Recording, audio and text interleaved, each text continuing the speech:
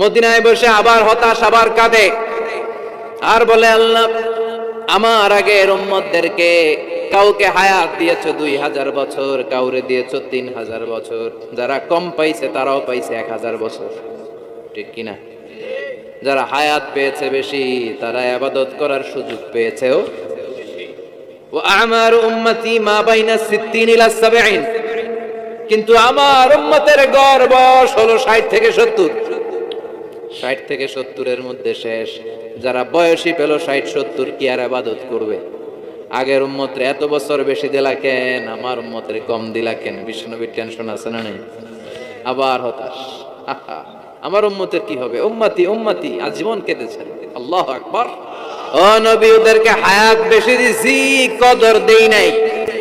আপনার উম্মতদেরকে হায়াত কম দিছি, কিন্তু লাইলাতুল কদর দিয়েছি। লাইলাতুল কদর খায়রুম